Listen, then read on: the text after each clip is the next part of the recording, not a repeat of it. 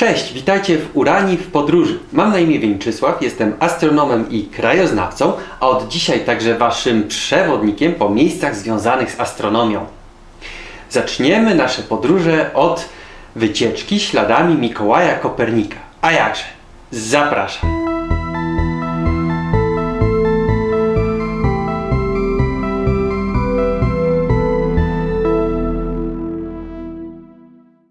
Mikołaj Kopernik jest prawdziwym człowiekiem renesansu. Znany jest jednak przede wszystkim ze swoich wybitnych prac z dziedziny astronomii. I nic w tym dziwnego, ponieważ zmieniły one oblicze nie tylko tej nauki, ale też tego, jak jako ludzkość postrzegamy świat wokół nas. Jest on nie tylko jednym z bardziej znanych naukowców w dziejach polskich, ale też jedną z najbardziej charakterystycznych i rozpoznawalnych postaci w ogóle w dziejach ludzkości. Przebywał on też w wielu naprawdę ciekawych miejscach i możemy poznać historię jego życia i odkryć zarówno jego, jak i jego bardzo ciekawe, intrygujące czasy, podróżując do różnych miejsc, które dzisiaj wam pokrótce przedstawię. Mikołaj Kopernik urodził się 19 lutego 1473 roku w Toruniu, gdzie spędził pierwsze 18 lat swojego życia. Jako że tożsamość lokalna w tamtych czasach była ważniejsza zazwyczaj niż ta państwowa, do końca był on określany jako Torunianin. Toruń w czasach, kiedy żył tam Kopernik, należał do najzamożniejszych i największych miast Europy Północnej i Środkowej, mając ponad 10 000 mieszkańców. I rywalizował on o dominację w handlu wiślanym z Gdańskiem i Elblągiem. Gdyby Mikołaj Kopernik jakimś cudem wrócił do życia dzisiaj, zapewne rozpoznałby niejeden budynek, jaki się znajduje w Toruniu, jak choćby katedrę świętych Janów, w której był ochrzczony, ratusz staromiejski, co prawda później trochę przebudowany, ale jednak podstawowa sylwetka ciągle się zachowała, czy wiele z kamienic. Jako że Toruń jest miastem, które zachowało najwięcej w naszej części Europy oryginalnych, średniowiecznych kamienic. I jedna z takich zachowanych kamienic, dzisiaj bardzo pięknie odnowiona, kiedyś przy ulicy Świętej Anny, dzisiaj przy ulicy Kopernika, należała do jego rodziny i kto wie, być może sam Mikołaj się tam urodził. Zresztą dom ten jest dzisiaj muzeum i możemy tam trochę poznać rzeczy z życia Mikołaja Kopernika, a także mieszczaństwa toruńskiego doby późnego średniowiecza i wczesnej nowożytności, tak więc zdecydowanie warto tam się wybrać. Zresztą Toruń jest naprawdę przepięknym miastem i bardzo silnie związanym z astronomią. Nie wiem, czy jest jakiekolwiek inne miasto w Polsce, które jest tak mocno związane z tą dziedziną nauki, jak właśnie Toruń, i sądzę, że on zasługuje na odrębny odcinek. Ale prawdę mówiąc, kiedy Mikołaj tam dorastał, no to nic z tego jeszcze nie miało miejsca. To się, można powiedzieć, zaczęło od Kopernika, a on sam na poważnie zainteresował się astronomią prawdopodobnie gdzie indziej. W Krakowie, gdzie w wieku 18 lat wyjechał na studia, które zasponsorował mu jego wuj Łukasz. Krakowa chyba nie muszę wam przedstawiać. Druga stolica Polski i bodajże najbardziej historyczne miasto w Polsce. W momencie, kiedy przebywał tam Mikołaj Kopernik, było stolicą królestwa wkraczającego właśnie w swój złoty wiek. Tak więc Mikołaj Kopernik z pewnością rozpoznałby wiele zabytków, jakie znamy i podziwiamy dzisiaj w tym mieście. Jak choćby ołtarz w kościele mariackim dzieła Wita Stwosza, który został ukończony zaledwie 2 lata przed przybyciem Mikołaja.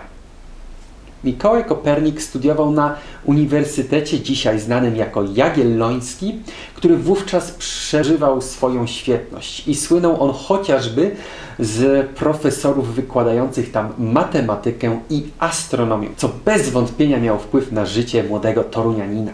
Zachował się też budynek Collegium Maius, jeden z najstarszych do dziś istniejących budynków uniwersyteckich w Europie, w którym niemal na pewno Mikołaj zawitał. W 1496 lub 97 roku Mikołaj Kopernik wyjechał kontynuować swoje studia we Włoszech, a dokładniej w Bolonii oraz w Padwie, gdzie studiował medycynę oraz prawo.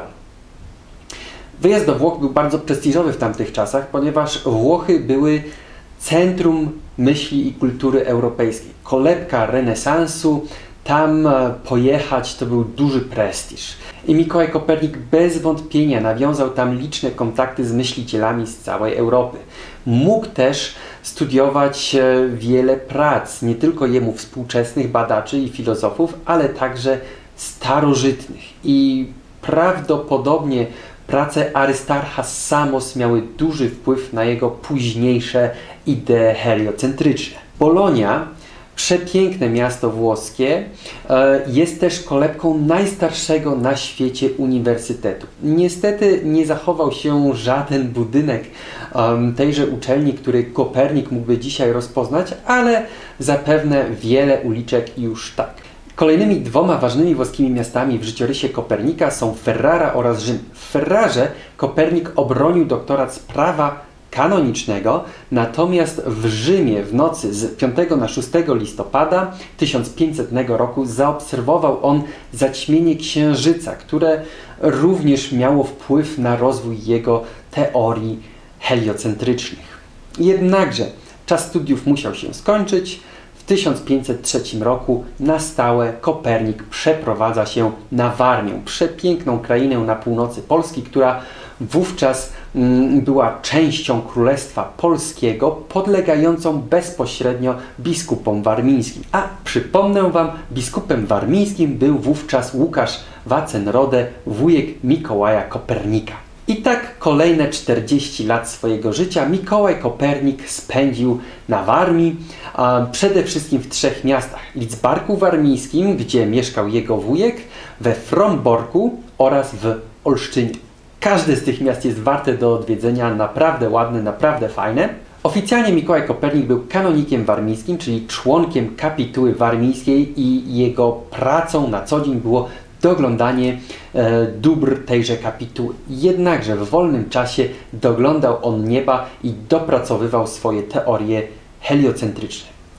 To najprawdopodobniej na zamku w Lidzbarku Warmińskim Mikołaj Kopernik napisał tzw. mały komentarz, rękopis, w którym po raz pierwszy zaproponował układ heliocentryczny. Ten rękopis przepisywany krążył pośród jego znajomych i myślicieli w całej Europie, już zaczynając pewien ferm. W Olsztynie Mikołaj Kopernik spędził czas chociażby ostatniej wojny z zakonem krzyżackim, która zakończyła się w 1525 roku.